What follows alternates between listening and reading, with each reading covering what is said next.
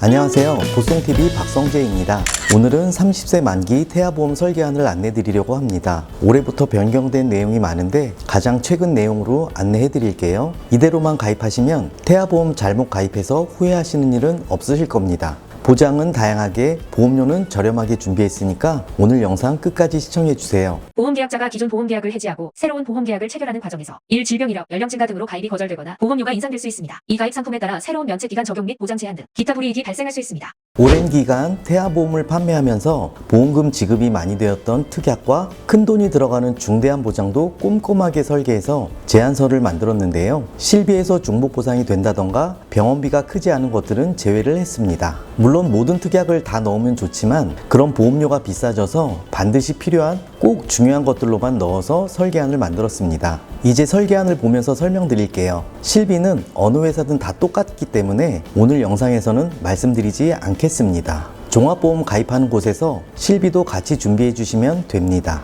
제가 지금 안내 드리려는 설계안은 출생 후 3만원대 종합보험이고요. 실비는 별도로 단독 실비로 가입을 해 주셔야 합니다. 사실 유튜브 방송 보시면 아시겠지만 각 채널마다 보험료가 조금씩 차이가 나요. 어디가 특별히 더 좋다거나 이렇다기보다는 보험료 차이는 그만큼 보장을 더 넣어서 차이가 나는 것이지 설계를 일부러 비싸게 하거나 이런 건 아닙니다. 어떤 곳에서는 3만원대로 안내도 드리고 어떤 곳은 4만원대도 안내 드리고 하는데 개개인별로 원하시는 특약을 더 놓고 빼고 차이입니다. 보험료가 조금 더 높다고 설계가 잘못된 거고 조금 더 저렴하다고 보장이 안 되고 이런 건 아니에요. 오늘은 출생 후 3만원대 기준으로 안내 드릴 건데 20년 납 30세까지 보장이 가능합니다. 납입기간을 줄이시면 보험료가 올라간다고 보시면 되고요. 출산 후에 아기가 태어나서 주민번호 등록 시 실제 성별에 따라 보험료가 다시 설정됩니다. 보험료를 더 내는 경우도 있고 돌려받으실 수 있으니 이 점 참고 부탁드립니다. 그리고 출생 전 보험료는 출산 예정일에 따라서 변동이 되는데요. 7주차 산모보다 20주 산모가 출생 전 보험료가 더 높아요. 영상은 제가 임의로 설정한 거라서 상담 시 출산 예정일에 따라서 달라질 수 있습니다. 그래서 출생 후 보험료를 기준으로 봐주시면 됩니다. 첫 번째, 상해 후유 장애입니다. 기본 계약이고 여기에서 납입 기간과 만기를 결정합니다. 20년 30세 만기고요. 가입 금액은 1억으로 설계를 했습니다. 후유 장애는 가입 금액의 후유 장애 지급률로 지급이 되는 겁니다. 두 번째, 납입 면제 담보입니다. 납입 면제란 보험 기간 중에 위에 나열된 상해나 질병 어느 한 가지의 경우에 해당될 때 보험 가입 금액 10만 원을 지급하고 차후 납입하는 보험료는 면제되는 것을 납입 면제라고 합니다. 예를 들어 3년 차에 암 진단비를 지급받게 되면 나머지 17년간은 보험료를 납입하지 않아도 나머지 선택된 특약들은 보장을 계속 받으시게 되는 겁니다. 보험료 납입 지원 담보는 유사암 진단 시 보험료를 페이백 해주겠다는 내용입니다. 이건 보험 구성을 선택하는 특약에 따라서 금액이 결정되는 거라 이 부분은 임의로 변경되지는 않아요. 다음으로 골절 진단 담보입니다. 사고로 골절된 경우 사고당 가입 금액을 지급해 드립니다. 4번, 5번 골절 진단비는 50만 원으로 설정을 했고요. 치아 파절의 경우에도 30만 원이 지급되고 치아 제외 시에는 50만 원이 지급되는 담보입니다. 출산을 하는 도중 신생아 골절되는 경우나 아이들은 뼈가 약해서 일상생활 중에도 다치는 골절 사고는 종종 발생할 수 있기 때문에 필수로 넣어주시는 것을 추천드립니다. 골절 진단비는 청구도 매우 자주 들어오는 항목이라서 꼭 가입하시기를 추천드립니다. 6번과 7번은 화상 진단비입니다. 화상 진단비는 심재성 2도 이상의 화상으로 진단 확정된 경우 가입 금액을 지급해 줍니다. 가끔 화상은 잘 일어나지 않을 것 같다고 줄이거나 빼달라고 하시는데 출산 후에는 가입 한도가 작아지기 때문에 저는 태아 때 가입을 할 수 있는 한도인 100만 원 가입을 추천드립니다. 중증 화상 진단비입니다. 신체 표면 20% 이상의 3도 화상 또는 부식되는 경우 진단해드린 담보인데요. 이런 큰 사고는 절대 일어나면 안 되겠죠. 그렇지만 작은 보험료로 큰 사고를 준비할 수 있어서 가성비가 높은 특약이라서 구성을 추천드립니다. 다음은 상해 입원일당 담보입니다. 다쳐서 입원한 경우 하루 가입 금액을 지급해드리는 건데 5만 원으로 설정을 했습니다. 상급병원 1인실 담보도 가성비가 좋아서 추천드립니다. 화상사고 등으로 입원하는 경우에 지급되는 담보입니다. 입원비 항목은 지급이 많이 되는 담보라서 5만 원으로 구성을 했습니다. 상해 흉터 수술 담보는 작은 보험료 대비 가성비가 좋아서 넣었습니다. 상해 수술 담보입니다. 상해로 수술받은 경우 한 사고당 40만 원을 지급해 드립니다. 화상사고, 교통사고, 골절 등 각종 상해 수술 시에 지급되는 담보입니다. 상해 수술비 안에는 상해 종수술비도 포함이 되어 있습니다. 다만 가입 금액이 40만 원이기 때문에 큰 수술 시에는 부족할 수 있어서 상해 수술 담보와 함께 상해 1호종 수술비에서 보장받을 수 있게 상해 종수술비를 같이 묶어서 가입하시기를 추천드립니다. 상해 종수술 담보인데 상해 수술비와 같이 보장받을 수 있습니다. 17번 질병 후유장애 담보입니다. 가입 금액에 후유장애 지급률의 비율을 곱해서 지급해드리는 담보이고 한 번 지급으로 끝나는 게 아니라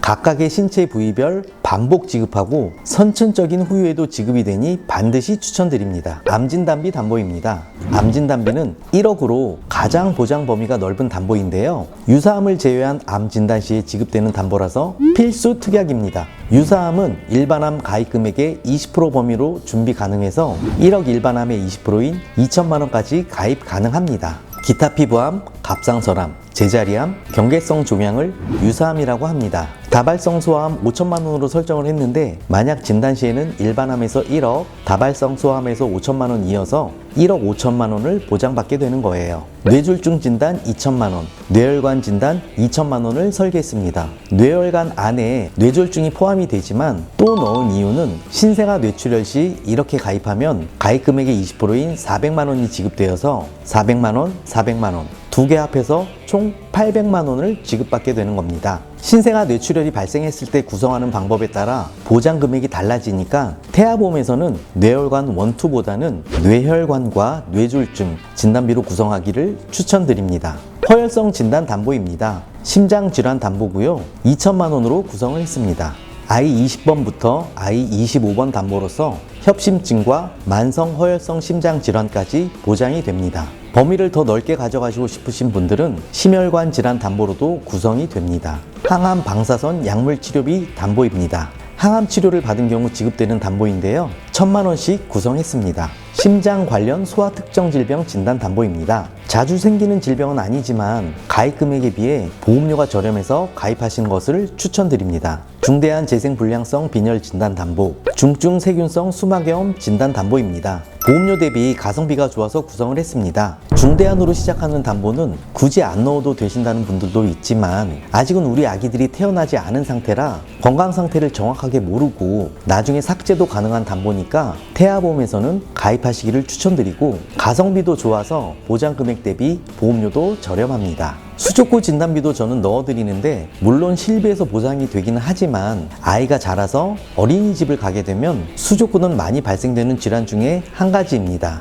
나중에 어느 정도 성장해서 이 담보가 필요 없을 때는 삭제도 가능하니까 태아보험에서는 가입해드리는 담보입니다. 뇌성마비 진단 담보입니다. 22주까지 가입 가능한 담보입니다. 카티 약물 허가치료 담보도 구성했습니다. 이 항목도 가성비 담보입니다. 이제 질병 입원 일당에 대한 내용인데요. 저는 이 특약이 정말 중요하다고 생각해요. 보험금 청구도 가장 많은 특약입니다. 질병 입원 일당 1에서 30일이 1만원, 1에서 180일 4만원으로 설계하였고 상급병원 1인실 담보도 가성비 담보로 추천드립니다. 미숙아나 저체중아로 태어나서 인큐베이터에 가는 경우 어린이집에서 전염병이나 폐렴으로 입원하는 경우 정말 다양한 청구가 많은 특약입니다. 태아보험에서 가장 많이 지급이 되는 담보라서 반드시 가입하시기를 추천드립니다. 실비에서도 입원비가 보장이 되기는 하지만 상급병실 이용 시에는 50%까지만 보장해주고 최대 한도가 하루 10만 원이라서 입원 일당은 최대로 구성하기를 추천드립니다.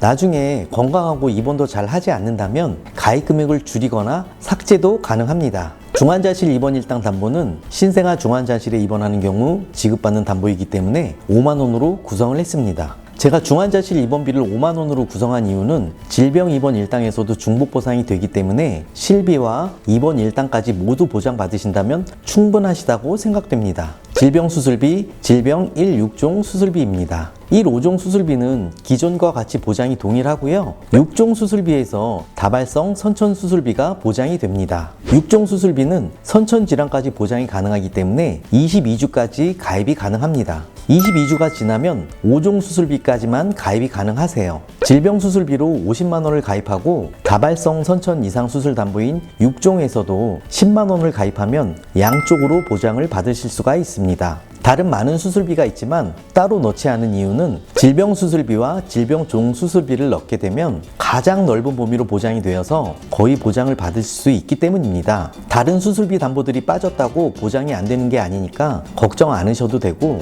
중복으로 더 받으시기 위해서 수술비를 더 넣으실 수는 있지만 질병 수술비와 종 수술비만으로 충분합니다. 조혈모 세포 이식, 5대 장기 이식, 각막 이식 담보입니다. 이런 담보는 보험료가 저렴해서 추천드렸습니다. 모야모야 개두술 담보입니다. 모야모야병으로 인해 개두술을 받은 경우 1,000만 원 가입 금액을 지급합니다. 다음은 어린이 심장 관련 수술비 담보입니다. 22주가 지나면 어린이 심장 시술 담보가 가입이 안 되니까 이 담보도 태아보험에서는 필수입니다. 특정 선천 이상 수술비 담보입니다. 이 담보도 22주까지만 가입이 가능한 필수 특약 담보입니다. 선천 이상 수술은 다발성 선천 이상과 특정 선천 이상으로 나누어지는데요. 다발성 선천 이상은 약관에서 정한 것처럼 허유착증이나 대설증, 기타 혀기형, 선천성 모반, 부위계, 잠복고환이라고 하는 선천성 음낭수종, 피부에 선천기형이 있습니다. 특정 선천 이상 수술비는 다발성 선천 이상을 제외한 나머지 모든 선천 질환이 해당이 됩니다.